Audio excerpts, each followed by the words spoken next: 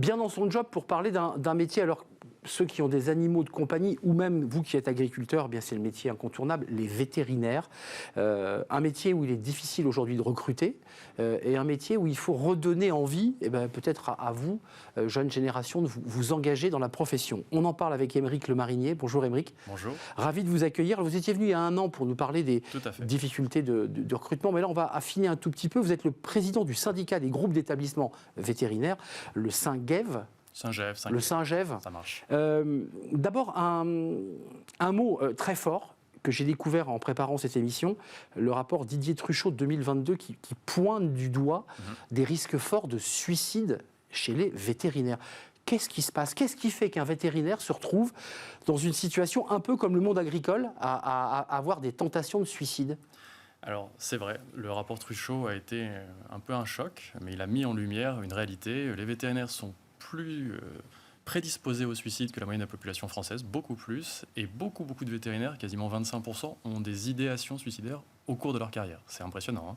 On ne croirait pas, on a tous cette image du vétérinaire, ce métier idyllique, épinal. Ouais. Qu'il a rêvé quand il était petit, il est devenu vétérinaire. Tous les petits-enfants rêvent encore d'être vétérinaires au moins une fois dans leur enfance en France.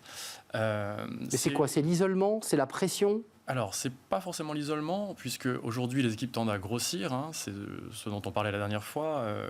Le métier change. Ça se concentre. En revanche, on en parlait justement, il y a des difficultés de recrutement. Donc il y a une grande tension. Ceux qui sont là ont beaucoup de travail. Ça, c'est un premier point. Et ils font beaucoup d'heures sur un métier qui est face au public, qui n'est pas facile, puisqu'il faut avoir à gérer un client qui est souvent stressé, parce que l'animal est quelque chose de très important pour lui, quasiment un membre de sa famille. Et puis, ce sont des situations pour lesquelles on n'est pas formé à agir, pas forcément formé pour réagir.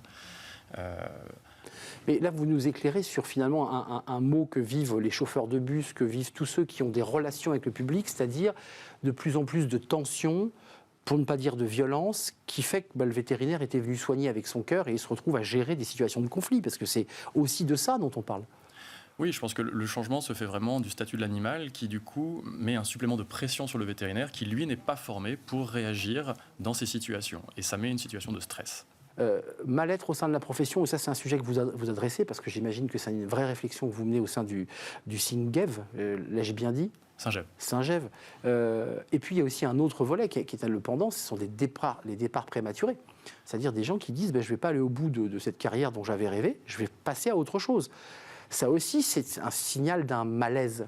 C'est un cercle vicieux, parce que les personnes qui sont là ne sont pas assez nombreuses. Comme elles ne sont pas assez nombreuses, elles prennent plus de pression et elles s'en vont plus tôt. Aujourd'hui, l'âge des moyens de départ à la retraite, entre guillemets, en tout cas des départs de la profession, pour une femme, est en dessous de 42 ans dans notre profession. Usée, c'est-à-dire qu'elle s'en va. Changement de carrière, réorientation. J'ai dans mon entreprise une vétérinaire qui est devenue architecte d'intérieur. Mais c'est louable, hein, c'est un très beau métier aussi. Ce qui est dommage, c'est qu'on n'arrive pas à garder ces professionnels qu'on a formés pendant des années en plus. Votre syndicat travaille évidemment sur l'attractivité de ce métier, sur les formations, parce qu'il faut aussi former des étudiants. On en manque. Quelles sont vos recommandations? Qu'est-ce que vous mettez en place pour tenter d'endiguer la fuite des vétérinaires et aussi limiter des risques de suicide? Il y a eu des cas de suicide où on n'est que sur la tentation du suicide? Il y a des cas de suicide, clairement. J'en ai pas personnellement dans mon entreprise, mais il est vrai que dans nos promotions, nous avons connaissance de personnes qui vont jusqu'à cette extrémité. Et c'est désolant. Dans le cadre du syndicat, notre première action est d'engager les pouvoirs publics à former plus de vétérinaires, parce que c'est un peu la racine du mal. C'est clair. On n'est pas assez nombreux, on prend trop de pression. Le ministère a fait beaucoup d'efforts, une 5e école a été créée, ce sont de très bons signaux, mais il faut continuer, il faut aller plus loin. Et d'autre part, la profession prend conscience du problème, le Syngève et les autres acteurs de la profession, pour mesurer le problème. Hein. On ne résout que ce qu'on mesure. Hein. Et donc déjà pointer, c'est un médecin qui le dit. Mettre en lumière, voilà, c'est scientifique. C'est la base. Donc je pense que maintenant qu'on a vraiment le problème en tête, différentes initiatives sont prises pour aller voir, mesurer et pointer les situations à risque pour intervenir. Un dernier mot quand même sur l'évolution de ce métier, parce qu'il faut quand même distinguer le vétérinaire de centre-ville très urbain avec une population de chats, de chiens et de boas, du vétérinaire qui fait des centaines de bornes pour aller faire véler un veau, pour aller soigner une vache. C'est pas le même métier, j'ai envie de dire presque. Effectivement, c'est deux métiers qui deviennent assez différents, mais ça reste une profession unie avec les mêmes enjeux, hein, que ce soit un éleveur que l'on connaît qui soit très stressé de perdre son outil de travail ou un propriétaire d'animal. Son revenu d'ailleurs, lui. Oui, c'est ça, hein, et un propriétaire d'animal de compagnie qui, lui, perd un membre de sa famille. On est dans les deux cas sur une gestion d'une situation humaine compliquée pour laquelle il faut être préparé. Merci Aymeric Le Marinier d'être venu vous. C'est pas un coup de gueule, mais en tout cas presque une sonnette d'alarme, parce que c'est un vrai sujet. Quand on parle de suicide dans une profession, on se souvient des suicides à France Télécom qui avaient été très médiatisés.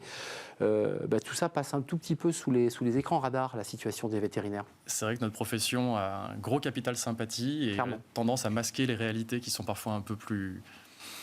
Exactement, un peu tabou pour ne pas le dire comme ça. Merci Aymeric, président du syndicat des groupes d'établissements vétérinaires, le SYNGEV ou le SYNGEV, en fonction de la région où on habite. Merci beaucoup. On tourne une page, c'est le cercle RH, et c'est un grand entretien, tiens d'ailleurs, qui va peut-être faire écho à l'attitude des vétérinaires et de leurs clients. Le leadership spirituel, qu'est-ce que c'est? C'est le titre d'un livre écrit par Didier Pitlet, et c'est notre invité, et c'est un grand entretien, évidemment.